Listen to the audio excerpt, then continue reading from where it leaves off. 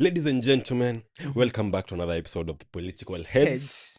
Yeah, as usual, Okay, in the Political Heads lazima we discuss those thought-provoking political stories. for sure. Na tunawasavu nyinyi ambao mnatusikiliza pale. Na leo bro, tuko na moto. What's happening? Yeah. Kenya does not have a housing problem. It has never had.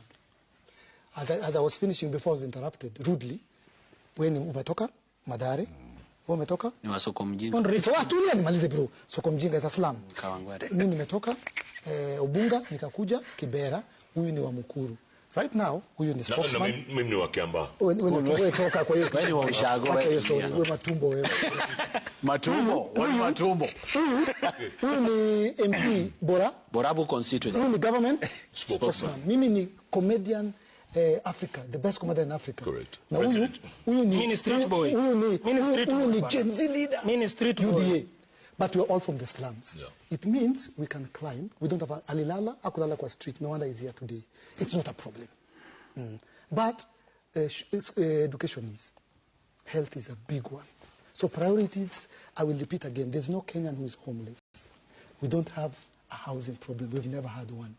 Ever since 1963. The government is focusing on the wrong priorities. Okay, but This is Eric Omondi, anajaribu kuelezea hawa jamaa kwamba since independence, that is 1963, For sure. Kenya hajawahi kuwa na shida ya nyumba. Na akiendelea kuzungumza pale anasema kwamba the government is focusing on the wrong priorities. 100%. 100%. I want us to discuss this matter in details. Bro, do you think that the government should continue funding these housing Program. projects ama programs zenye inaendeleza? Bro, mimi tangu nazaliwa, umezaliwa, Yeah. wazazi wetu wamezaliwa. They've always known that the role of building a house is a personal It's a responsibility. personal responsibility. Mama yako amejenga, baba yako amejenga, Yeah. babu yako alijenga. Yeah. Watoto wetu pia wanajua watajijengea nyumba za Kwanza bro, hata ukianza kukua, lazima wewe mwenyewe ukifikia ile age kama youth, ujana. wewe unaanza kujitafutia kanyumba kako kando. Ama Bas. labda kama ni mzae ako vizuri, anakujengea kando. For sure. Aha. Because that monitors your progress. Yeah. Ukijenga nyumba unasema Enyewe nakuwa. Unajua, Nishaanza maana- kujitoa katika yale majukumu ya mzazi. Exactly. Yeah. Kwa sababu hicho kinyumba chenye umejijengea na the house that you're gonna build for your family are Yeah. two different houses. Yes. So there's gonna be levels. Okay? Levels. Kuna vitu zenye primarily Yeah. ni vitu zenye government inafaa ishughulikie. Inafaa ishughulikie. Kama education. Education. Unaelewa? A very key factor. Education they say is the equalizer. Yeah. Inamaanisha nini? Inamaanisha mtoto amezaliwa Amezaliwa- Turkana, Aha. mtoto amezaliwa Nairobi Runda, Yeah. they can all go to school and end up at the same place because of Because of education. your house will not matter where you end up in life. Kabisa. Unaweza kuwa umetoka kwa nyumba ya matope, mwingine anatoka nyumba ya magorofa Ehe. na muishie mahali pamoja kwa sababu ya Education. education, not Yeah. because of housing. Mhm. So I can understand what Eric Omondi is saying, Yeah. that the government is focusing on the wrong The wrong priorities. priorities. And this, according to Rigathi Gachagua, is simply because the president is doing business Yeah. with the people of Kenya. Anatumia hizi nyumba kujizolea Ule mali. umaarufu ama mali pia. Ni mali sana sana. Because unasikia kampuni inatengeneza tiles sijui ni yake. Kampuni ina supply chuma ni yake. Unajua hatujai kuwa na shida ya nyumba. Tutaenda Never. kuishi kwa nyumba, labda nyumba nzuri but hatuna chakula. What about the economic factors of this country? Education and health are very crucial things zenye tunafaa For tukue tunazungumzia. sure. But education is. Health is a big one. For sure. Ukiangalia the other day we were talking about SHA not working. First of all, shaifanyi. SHA only Working works from you. when you are depositing money. For sure. Lakini ile time unatafuta services like wanakwambia system imehang ama labda system is not working. SHA works when you are depositing money. It never fails. Lakini ukitafuta services at the system sijui nini imekwama.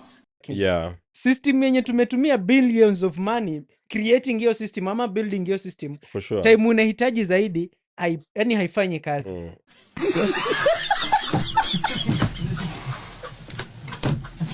Why should a system we built with 100 billion fail to guarantee health care? There is that young woman mwenye alienda kwa hospitali akaambiwa, this swelling of yours, it needs to swell more so that SHA can take care of it. What? Are we supposed to keep quiet because similar thing happened during Uhuru's time? We were not as politically aware as we are. Oh! But I understand our elder. He has seen corruption for 40 years. He cannot imagine life without corruption.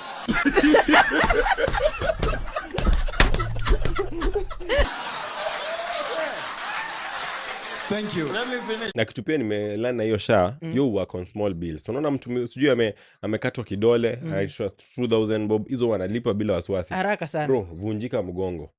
Vunjika mgongo wasikie wanataka unafaa sijui 900. Bro, utazungushwa hii town.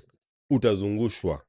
I think the government should focus on such crucial matters. So sababu gani? Hospitals haziwezi operate on promises. For sure. Na government yetu imekuwa ikioperate katika ahadi. Tutafanya, tutatenga, tutafanya ni. Hospitals zinataka pesa kutibu, kununua madawa. Zinataka pesa zilipe madaktari. For sure. Zinataka pesa operate ile electric bills. Alafu sasa serikali yetu imefika pale tu ni kutenga. Tumetenga, unatengaga nini wewe? Umbwa wewe. No problem. Also the other thing about SHA, you ufanya kazi kama you are a government employee. Unaona kama you are a government employee, ukienda pale kwanza kwa private hospitals, wanakulega haraka tu. Wanakuuliza SHA yako ni gani? Wanakwambia unalipia mwenyewe ama unakata kwa mshahara? Unalipia mwenyewe. Bro, wanakwambia tuchukue hiyo. Tunataka hiyo ya mshahara. Tunataka mshahara. You know why? Because hii yenye unalipa mwenyewe, the government, no, the hospital, wanafaa wende wadai government, ndo iwalipe hiyo do. Hiyo, government doesn't pay. Like, unapata private hospitals, zingine zinadai hospital, government vibaya sana. Almost a year worth of bills. So, wanapata, the safest way ni kutreat our sewanyo wanakatwa pesa end month na gava. Na gava. Kuzi yetu siti kulipa gava inashika hiyo do, haiwalipi. You understand? So I totally understand what Eric Omondi is saying. We are focusing on the wrong things. Vitu kama education, vitu kama hospitals, they are supposed to be highest priority. Kama umekuwa mtaani sana, utarealize kwamba the number of kids who don't go to school imeanza kupanda. Kwanza kwetu, mimi hata nashangaa bro. Watoto tu hawaendi shule. Hawaendi shule. But I understand. The schools have become so expensive. Even government schools have become so expensive. They say it's free education, but it's very expensive because there's so many things that the teachers are asking for. Mi naunga Eriko mkono. Government focus na priorities. Houses are not priorities. The police were deployed to Haiti. Yes. They're back, right? Yes, most of them. That is how it began in Haiti. Pole pole to evil. And that's where we are headed. Chaos in this country, supported, backed, protected by the government. Government using young people who are unemployed to further their goals, political goals. Yeah? So kama Morara anaenda, huwa alipigwa na goons. Hapo nini? Hapo Bomas. Broad daylight, cameras are on. Hakuna mtu amesha. Na mbunge ya state officer. So these people, we all know as Kenyans, are protected, are funded by the Kenyan government. That's why hakuna mtu asiyekuwa held accountable. So I have a video of goons where 2 people died in Keumbu of Kisii this week, na kuna 3 policemen wamesimama wanachunga goons. Mtu anaanguka. There's video evidence. Goons everywhere. Our president is the chief goon. But bro, I have a story that I would like to link up with this one. Okay. Ile story ya huu jamaa, our youth leader, Oburu Odinga. Mr. Power. Mr. Power. Our people must be in power.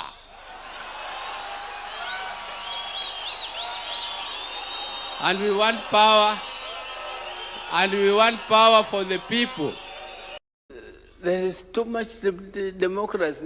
There should be some little benevolent dictatorship so that some things can move.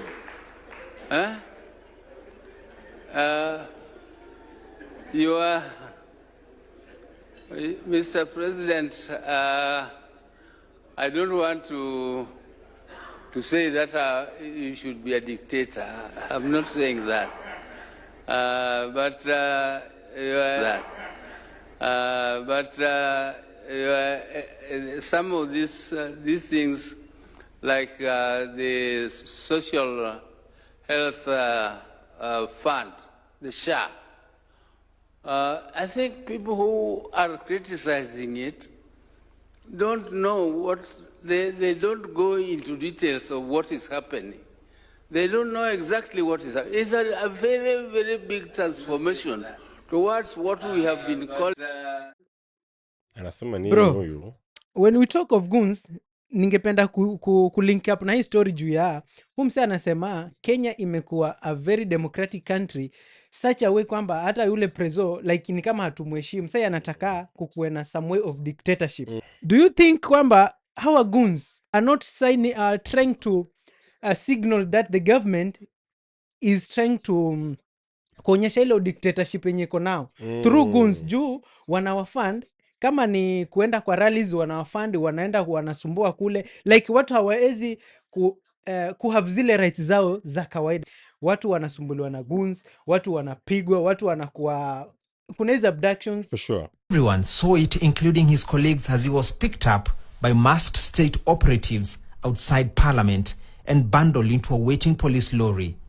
Despite these incidents unfolding in broad daylight, the Kenyan state insists it bears no responsibility. Forced disappearances. Siyo ni kama dictatorship, bro. Juu kama hatuwezi toka kwa streets kucommemorate paka 7/7 day, tushaingia kwa dictatorship. Na kwa siku nyingine jiji la Nairobi limesalia na ulinzi mkali wa polisi, huku vizuizi vikiwekwa katika sehemu nyingi kuzuia maandamano yoyote siku ya 7/7. Vizuizi vya usalama katika barabara kadhaa za kuingia na kutoka jijini vilitatiza pakubwa shughuli za usafiri. What happens when the government wants to be a dictatorship, lakini it's operating within a democracy? Yeah. What it does, it creates a parallel law enforcement agency. So that means sahi polisi akikupiga akuue ama akuumize, lazima atashtakiwa kwa sababu kuna IPOA, kuna what people can actually sue police and stuff like that. So what does a president who wants to use the police force to do evil do? He goes on and creates a parallel force yenye inafaa enforce law yake. And that is what we call goons. That's why yesterday night Didmas Baraza was on Obina TV and he said that no politician in this country doesn't have a goon. Goon violence in political rallies, campaigns. What's your take on that? Because I see that we are breeding a very bad animal that will later eat us up. And they're normally supported by police and the powerful people with financial muscles. Let me tell you, my friend. Let nobody cheat you. Okay. There is no politician in Kenya who doesn't have goons. Every politician in Kenya has a goon. Every celebrity, including yourself, you have a goon somewhere, 1 or 2 or 3. Yes, wako. There's nobody. And I think what we are, and goons are not bad people. Their role is for crowd control, and personal protection. Crowd control and personal protection. What is the work of the police? Ndo nakwambia. So the government, what the government does, inaenda inatengeneza this parallel law enforcement agency. Yenye huwezi su. Utasu nani? Sasa tuseme unataka kusu goons, utasu nani? Hakuna. You understand? So the government will use these people to wreak havoc. In case kuna maandamano, wataleta hao wasee wakuje wapige wenye waandamanaji na mtasema nani waliopiga? Si polisi. So mtasu nani? Hakuna. You understand? Judiciary gave an order that for any police officer to operate, they need to, first of all, not mask their faces. And they need to have identification. Okay? Na pia uniform ikiwe on. Exactly. Ili uweze kushtaki huyo mtu kama kuharas zaidi ya kiasi cha uwezo wake. You understand? But the government, since it does not want to adhere to the law, it goes on and creates, this is a goon revolution. They're creating a goon culture kwa sababu wanataka kufanya mabaya na wataki sheria iweze kuwafuata. Kwa hivyo tunaweza sema kwamba there is some sort of dictatorship in Kenya. It's dictatorship, bro. You see, what they're doing is what Museveni would do, but using the police. Because in Uganda, the people cannot sue the police. In Tanzania, the people cannot sue the police. So the president has the right and feels free to use the police to do evil doings. But in Kenya, you cannot do that. The other day tulikuwa tunaongelea huyu bodyguard wa PS Fikirini Jacobs. Nilikuwa nafuatilia, nikaona post pale Bahari FM. Wanasema kwamba this guy has been released on a bond 20,000 cash money. 20,000 cash money. Only. For a dead person. Mtu amededi, ameachiliwa na 20,000 peke yake. A bodyguard attached to PS Fikirini Jacobs has been released by a Nairobi court due to lack of sufficient evidence linking him to the shooting and killing of Cecil Ouma. Appearing before the Makadara magistrate Wednesday, the security guard Rashid Charo did not take as detectives applied for more as detectives applied for more time to complete investigations. He was granted a personal bond of 20,000 shillings. The court also directed that all his confiscated personal belongings, including his official firearm, be returned to him. The case is scheduled for mention on August 10th for further legal actions. Na hakuna vile eti utapata justice tena. For sure. Hiyo story imeisha hivyo. For sure. The fact that someone like Didmas Baraza, who is an ally to the president, comes out and normalizes it. Unajua, like, tukitaka kitu yote ikwe accepted by the society, we normalize it. To summarize on this issue, kule tunaelekea ni kama tunaenda kupoteza democracy katika nchi yetu ya Kenya. Ambapo hakutakuwa na hizo freedom ama rights. The government is using goons to scare people from exercising their rights to protest, their rights to express themselves. The government is using goons to manage politics, which is absolutely bad. The next thing that my government will address, good people, is the issue of debt. Public debt. Public debt, in my view, should not become the private pain for individual Kenyans. Today we are repaying debt, which was borrowed long time ago, perhaps by previous generations. Yet, if you do a proper soul searching, you may not lay your hands on any tangible benefits, tangible projects that have been financed by the public debt, the borrowed money, for the benefit of Kenyans. It goes into projects which are skewed to benefit a few individuals. Once elected as President of the Republic of Kenya, I will institute a forensic audit on all previous debt so that Kenyans can get to know who borrowed the money, what the money was utilized for, and whether or not that money was utilized for the good of all Kenyans. Former CS, Eliud Owalo. Owalo. I thought so. Hiyo kofia yake imeandikwa nini huko juu? Hiyo chama Triple P. Triple P. Chama gani hiyo? Okay. Eliud Owalo. Okay, unajua ananikumbusha ile story tukapiga hapa ya Jimmy Wanjigi. We as Safina have been very clear about our budget. Our targets are very clear. We are saying we will never borrow again, and we are not going to borrow from the domestic market because we will not need to. We are going to very clearly not pay this odious debt that you can now see the Ruto regime is claiming to be illegal. We will not pay it. Hiyo hatutalipa. In the year 2027-2028 financial year, it is going to be 2.8 trillion in debt payment. We will not pay it. And because we won't pay it, it means our taxes will be cash rich by 2.8 trillion. When you're cash rich at 2.8 trillion, there's so much you can do for Kenyans. Kuna watu tu wameenda kuomba madeni yamekuja in the name of Kenya, lakini hayajafaidi Mkenya. For sure. Hiyo pesa imeingia tu kwa mifuko ya watu individual. Anasema akifuatilia tu vizuri, hakuna pesa yenye anawezaona kama imejenga kitu yenye tunawezaona. Na labda maisha Mkenya bado yamekuwa magumu daily. One thing that we can agree on is that a lot of people want to become president. A lot of people want to become president. I have no doubt. Msekama huyu probably anaweza kufanya makazi. Because most of these people can actually work. Shida ni they don't have the popularity. Kwa sababu you need a combination of both. You need to be a worker and also you need the popularity to be voted in. Maybe he's a worker, but then like who's gonna vote for him? Kama hata mimi sikuwa najua ni nani.